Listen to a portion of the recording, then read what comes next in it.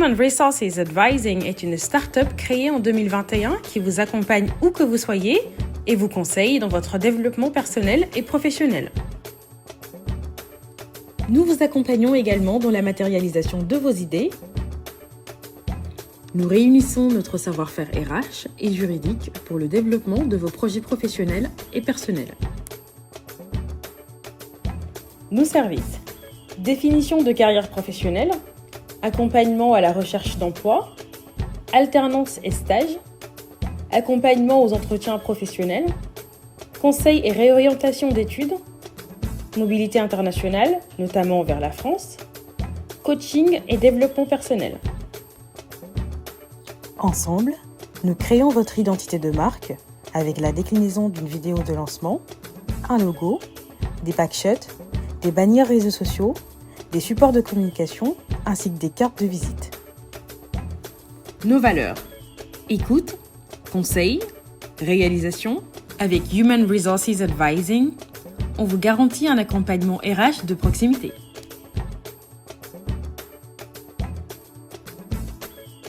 Salam tout le monde. Alors, dañuy def vidéo bu ndaw bi pour expliquer et exiger le rapatriement de nos compatriotes sénégalais.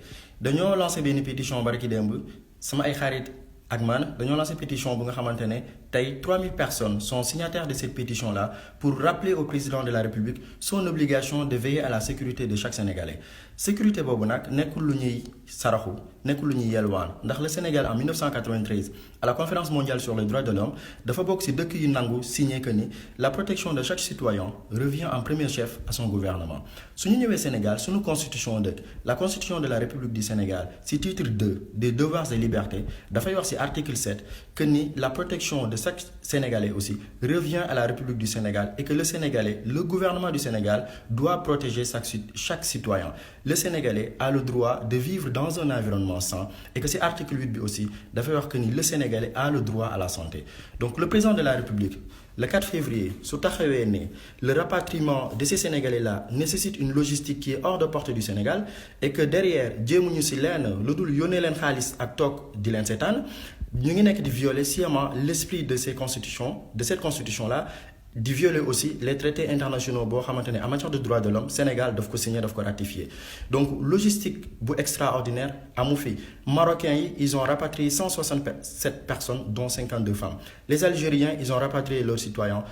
Les Mauritaniens en ont fait de même, les Libyens. Donc ban logistique la ñu war a mën a am wala la ñu war a mën a teg et que Sénégal mënu ko supporter. Sénégal dafa am tey une compagnie nationale bu am flotte bu am ay avion bu ñu jënd à coups de milliards chez Airbus dañoo am la pointe de Sangomar. Donc bu dee avion bu ñu war a taal mu jóge Dakar dem Wuhan jëli nos compatriotes am nañ ko su dee ay moyens financiers am nañ ko. Le budget de l'État du Sénégal sur l'exercice 2020 c'est 4 000 milliards 215 millions de francs CFA. Le budget de la présidence de la République, c'est 78 milliards de francs CFA. Le budget du Conseil économique, social et environnemental, c'est 6 milliards. Le budget du Haut Conseil des collectivités territoriales, c'est 8 milliards. Donc, moyens financiers yi tey ñu ngi fi. Moyens médicaux yi ñu ngi fi. Sénégal dafa am ce qu'on appelle l'Institut de recherche en santé, de surveillance épidémiologique et de formation. C'est un laboratoire de pointe dirigé par le professeur Souleymane Boub, qu'on a installé dans le pôle urbain de Diamniadio, financé à coups de milliards. Donc, laboratoire yooyu lan la ñuy jëriñ tey Sénégal dafa am ce qu'on appelle l'Institut Pasteur. L'Institut Pasteur, c'est un excellent institut de virologie. En matière de virus, Institut Pasteur, si ñu gën a xarañ Afrique si lañ bokk. La semaine prochaine, Institut Pasteur dafay organiser la riposte face au coronavirus, la prévention face au coronavirus. Et on va recevoir 15 représentants de laboratoire en Afrique yu ñuy nar a former Institut Pasteur Dakar la semaine prochaine. Sénégal dafa am ce qu'on appelle le centre des opérations d'urgence sanitaire. Sénégal dafa am tey un excellent professeur qu'on appelle le professeur Moussa Seydi qui dirige le service des maladies infectieuses de l'hôpital Fann.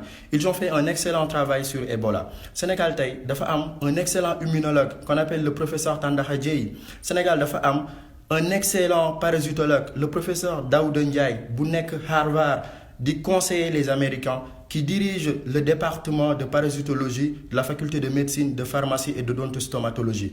Donc tey Sénégal, on a les moyens médicaux pour faire face à ce rapatriement-là. Donc tey buñ ñu gëmloo que ni Sénégal amuñu benn moyen pour dem jëli 12 Sénégalais dafa war a jeex sunu ay nguur di ñu gëmloo di mettre ci sunu ay bopp que ni amuñu ay moyens ils ont des obligations de résultat on leur a doté de tous les moyens nécessaires pour que suñu amee ay problèmes suñu amee njàqare bu suñu bët xonqee nguuru Sénégal ñëw taxawuñu ñu ngi ñaan sénégalais yépp tous les jeunes sénégalais ñu partager pétition bu ñu lancé exiger suñu président que ni doomu Sénégal fu mu war a nekk da nga am obligation pour dem taxawu ko doomu Sénégal fu mu war a nekk dañu la jox ay moyens suñu ay papa dañu sacrifié wu suñu ay maam dañu sacrifié wu jox la ay moyens pour que génération yépp yi di ñëw mën a am dëkk bu nga xamante ne il va favoriser leur éclosion académique mais aussi professionnelle donc Sénégal tey dafa jot suñu ay nguur qu'on leur mette devant leurs responsabilités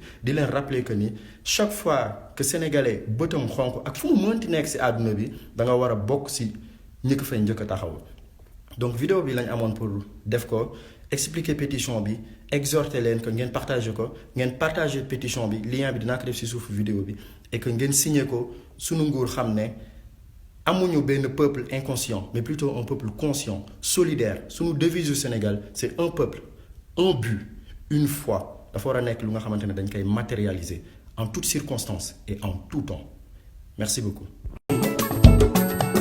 Liggéey